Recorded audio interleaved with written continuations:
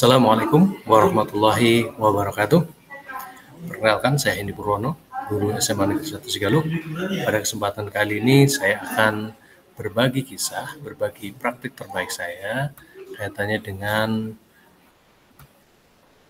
proyek penguatan profil pelajar Pancasila. Sebagaimana tadi saya sampaikan, saya adalah guru sejarah di SMA Negeri 1 Sigaluh, Kabupaten Banjarnegara. Saya juga menjadi Wakil Kepala Sekolah Bidang Humas di SMA Negeri 1 Sigaluh. Dan dalam kegiatan guru penggerak, saya mempunyai pengalaman menjadi pengajar praktik angkatan pertama dan juga saat ini masih menjadi fasilitator guru penggerak angkatan ke-6 untuk Kabupaten Gunung Kidul. Di luar aktivitas saya mengajar, saya juga punya Yayasan Sahabat Muda Indonesia, yang saat ini selama 3 tahun, ini tahun kedua, sedang menjalankan program organisasi penggerak di 20 SMP sasaran di Kabupaten Banjarnegara. Baik Bapak dan Ibu sekalian, guru yang berbahagia, latar belakang kenapa saya kemudian ingin berbagi praktik baik dengan Bapak Ibu guru sekalian. Yang pertama, sekolah saya bukanlah sekolah PSP atau program sekolah penggerak, sehingga ketersediaan anggaran untuk melaksanakan kurikulum merdeka tidak ada anggaran sama sekali, terlebih di dalam RKS sebelumnya juga tidak teranggarkan gitu ya. Dan kenapa sekolah saya tidak mengajukan diri sebagai PSP, karena kepala sekolah kami masa kerjanya tinggal setengah tahun dan bahkan saat ini sudah pensiun. Itu sebagai pemikiran defisit ketika kita mau berakar pada masalah, hanya kita berpikir aset bahwa sekolah kami memiliki letak sebagai sekolah dengan basis budaya daerah di Kecamatan Sigaluh yang sangat kental gitu ya. Dan siswa juga sangat antusias dengan kegiatan bertemakan seni budaya. Karenanya di kesempatan pertama P5 di sekolah kami memutuskan untuk mengambil tema kearifan lokal dengan subtema seni budaya yang ada di Jawa Tengah. Kami akan menceritakan langsung, tadi latar belakang sudah. Di pembukaan, meskipun bayangan samar-samar tentang P5 itu seperti apa, kami berhasil menjalankan kegiatan pembukaan dengan sangat baik. Ada penampilan tarian Sigra Mulia dan juga tarian Marokan. Tarian Sigra Mulia ini merupakan tarian sebagai respon dari pandemi, di mana memiliki makna ingin agar Kecamatan Sigaluh segera bangkit dari keterpurukan akibat pandemi. Itu membuktikan bahwa kecamatan kami memang sangat punya basis seni yang sangat tinggi dan banyak sekali kelompok-kelompok senian yang ada di Kecamatan Sigaluh. Di hari pertama setelah sosialisasi dan juga pembukaan, kami sudah langsung melakukan pengelompokan, dan di kelas yang saya ampu, saya bukan wali kelas, hanya guru mapel di kelas 10, sehingga saya bersama 4 guru, ada Pak Antoni, Bu Yuni dan juga Bu Eli, dan saya mendapatkan satu kelompok, di mana satu kelompok itu berjumlah sekitar 9 siswa sampai 12 siswa. Setelah pengelompokan, kami kemudian mulai melakukan upaya pencarian ide. Kita lakukan di luar ruangan biar suasananya lebih nyaman, dan ternyata betul melalui program ini diskusi menjadi lebih cair, karena kalau pelajaran biasa kita hanya sekitar 3 jam, hanya kalau di P5 ini kita selama kurang lebih 2 minggu intens kita melakukan pendampingan untuk melakukan proyek P5 ini. Di hari ketiga, kita sudah melakukan riset awal dan juga peminjaman alat. Nah, ini peran guru pendamping di sini sangat vital, karena kita mendampingi siswa untuk paling tidak istilah Jawanya nembung, atau meminta persetujuan dari para pemilik alat kesenian ya, untuk meminjamkan alat. Nah, karena sebagaimana tadi disampaikan di latar belakang bahwa kegiatan ini tanpa memiliki anggaran yang khusus dari sekolah, sehingga semuanya swadaya siswa. Maka di pertemuan pertama kita coba diskusikan dan kita akan mengoptimalkan apa yang ada di sekitar siswa. Dan salah satu siswa ini Mas Ridu Al-Aziz, dia ternyata di tetangganya itu ada yang memiliki kesenian tek-tek.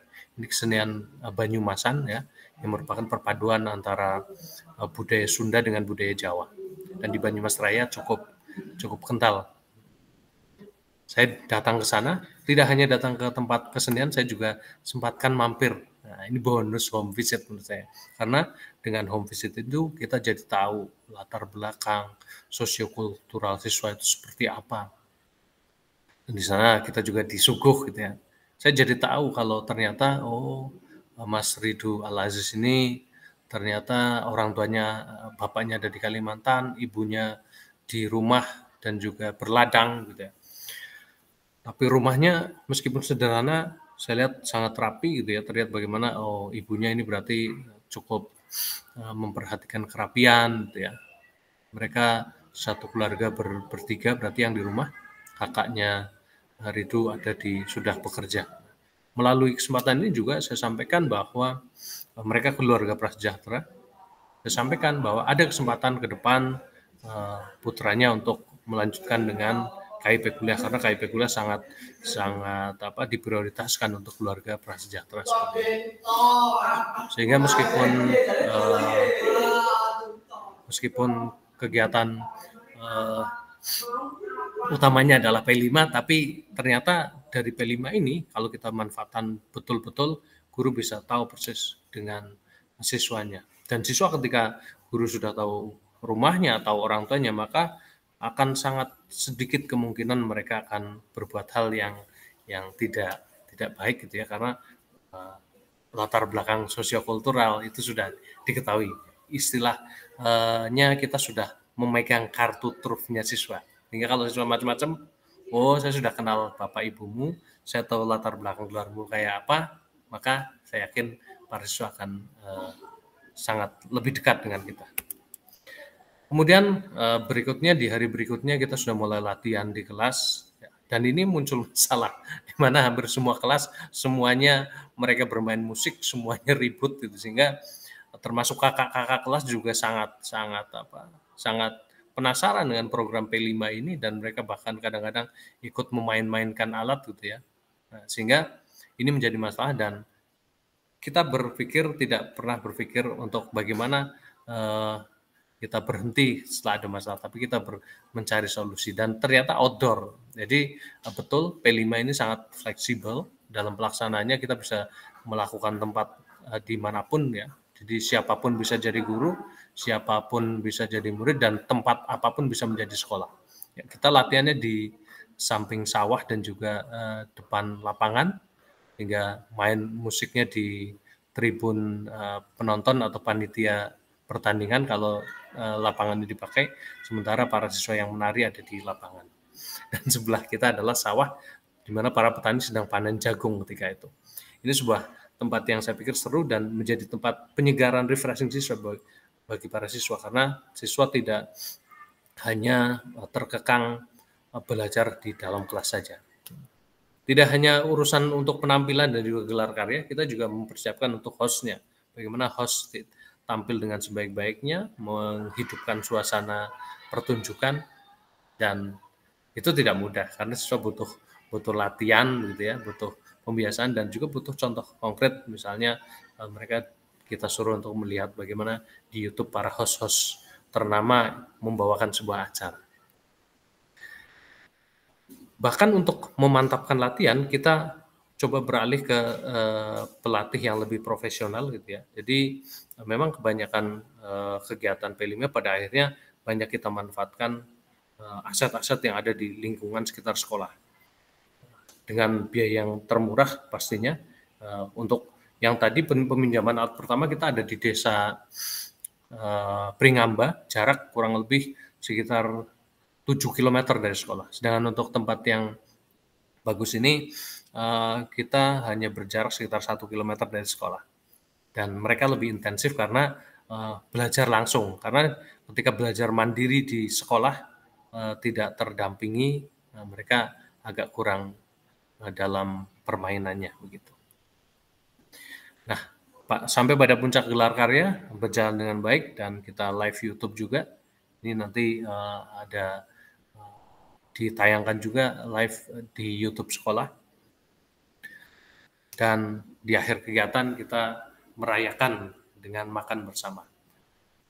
Sekali lagi P5 saya pikir menjadi ajang yang sangat baik untuk